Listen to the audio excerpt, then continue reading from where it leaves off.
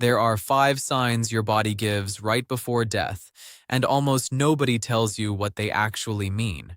If you're caring for a dying loved one, not knowing this can be terrifying. Knowing it can change everything. Welcome back to Senior Wisdom.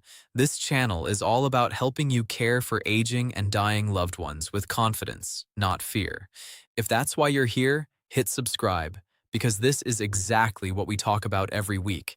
And if this video helps you even a little, tap like. It tells me to keep making more of these. Now let's talk about how to know death is imminent. It's normal to fear death. It's the fear of the unknown. Understanding what to expect gives you back a sense of control, so it feels less scary. In this video, I'll walk you through the signs of actively dying, what to expect, what you can actually do, a few things caregivers often get wrong, and what typically happens right after death. Actively dying is the final phase of life. It usually lasts a few hours to a few days, occasionally up to 3 weeks. But that's rare. Here's what it looks like. Your loved one will be mostly unconscious. Their eyes may be open or half open, but won't focus on you. Their mouth will likely hang open too. That's because closing your eyes and mouth takes muscle effort, and at this stage, those muscles fully relax. They probably haven't eaten or had anything to drink in days. Don't worry about this. It's the natural process, and the less we interfere, the more comfortable they'll be. Since their mouth is open, it will get dry. Moisten a sponge or cloth and dab their lips, tongue, and gums. That will feel good to them. Breathing patterns will change, often dramatically. You may notice long pauses between breaths, or breathing that speeds up and slows down in waves. Don't panic. This isn't suffering, and they aren't suffocating. It's a metabolic shift happening in the blood as the body shuts down naturally. You may hear a gurgling sound with each breath, nicknamed the death rattle. Normally, our brain tells us to swallow saliva automatically. At the end of life, that reflex stops, so saliva collects in the back of the throat, and breathing passes over it, creating that sound. It is not hurting them. If it's not bothering them, why does it sound so bad? Fair question, and here's how you know it's not bothering them. A dying person can't tell you verbally, but they'll show you physically. Restlessness, a furrowed brow, visible distress. If they're lying still, peaceful, and don't react to touch, they're okay.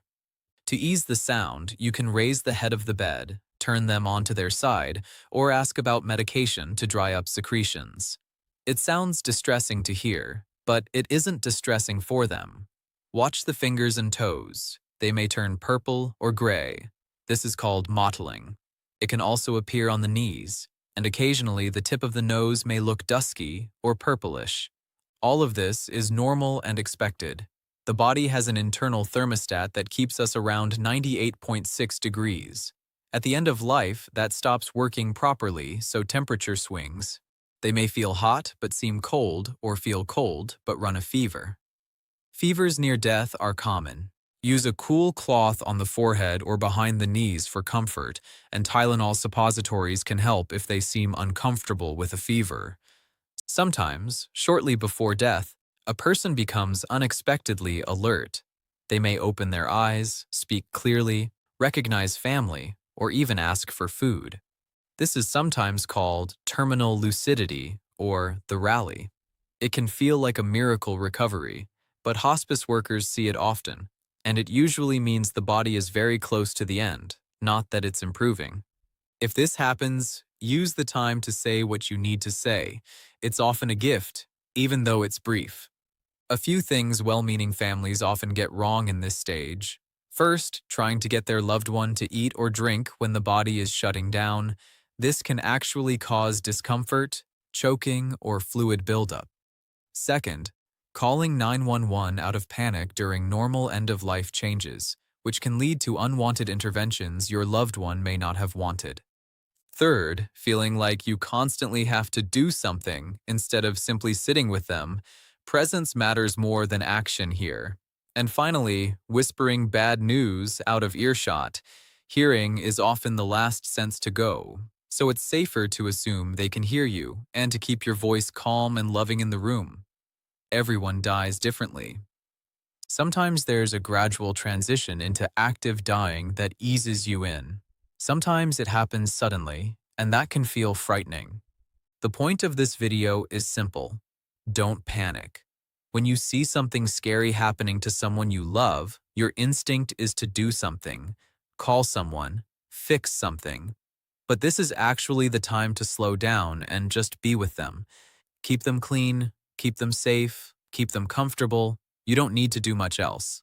Just be present. Preparation is everything. The more you understand what actively dying really looks like, the more present and less afraid you can be when it matters most. When death happens, breathing simply stops, and there's no response to touch or sound. There's no need to rush. Take a moment before calling anyone. If your loved one is on hospice, you'll typically call the hospice line rather than 911. They'll guide you through the next steps, including confirming the death and arranging for the body to be moved when you're ready. There is no wrong way to feel in this moment. Some people feel deep grief immediately. Others feel a strange sense of calm or relief that the suffering has ended. Both are normal. One thing that often gets forgotten in all of this: you matter in this process too. Sitting with a dying loved one day after day is exhausting, physically and emotionally. It's okay to step out of the room to cry, to eat, to sleep, or to ask another family member to take a shift. You don't have to be in the room every single second for your love to count. If you're working with hospice, don't hesitate to lean on them. Ask the nurse or chaplain your questions, even the ones that feel silly or morbid. That's exactly what they're there for. And if grief hits you before your loved one has even passed, that's called anticipatory grief, and it's completely normal too. That's what actively dying really looks like, stripped of the fear and guesswork. If this video gave you even one moment of clarity or comfort, do 3 things for me.